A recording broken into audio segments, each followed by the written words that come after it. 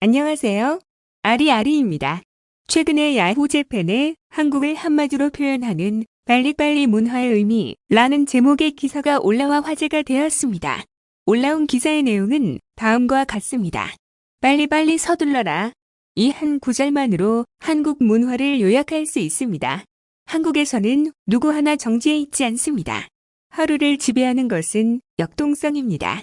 한국 사람은 거의 일손을 멈추지 않기 때문에 국제 기준으로 보면 거의 잠들어 있지 않습니다.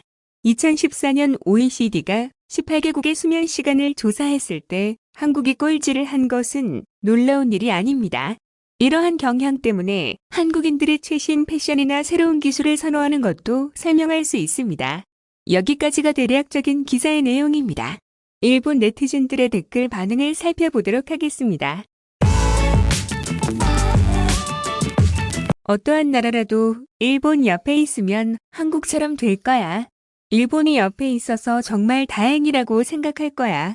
동아시아를 보면 일본과 가까운 나라일수록 더 발전한다고 봐야지.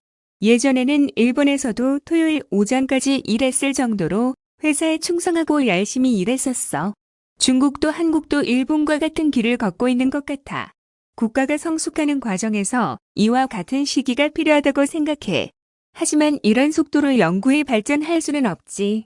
한국은 일본 통치 시기에 학교 제도와 의료 제도를 정비했기 때문에 비약적으로 성장할 수 있었던 거지.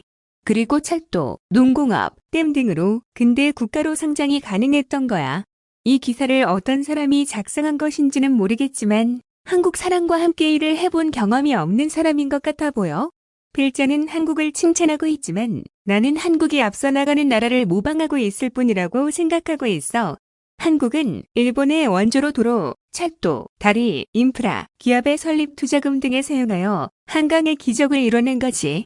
일본에서의 지원이 있어서 지금의 한국이 있다는 건 말하지 않잖아. 앞으로는 일본의 도움은 없다는 걸 알아주었으면 해. 재벌이 나라의 GDP 80% 이상 차지하고 있어서 이 구조를 바꾸지 않으면 나라로서는 좋지만 국민의 삶은 풍요로워지지 않아.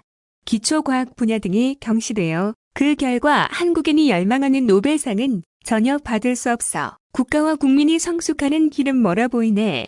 달리 말하면 한국은 침착함이 없어. 생각하고 행동해야 하는데 자신의 언행에 책임을 지지 않고 일이 잘못되면 남을 탓하는 어린아이 같아.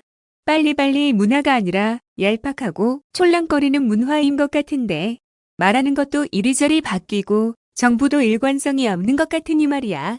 한마디로 표현하자면 빠르면 결과는 아무래도 상관없다는 말인가?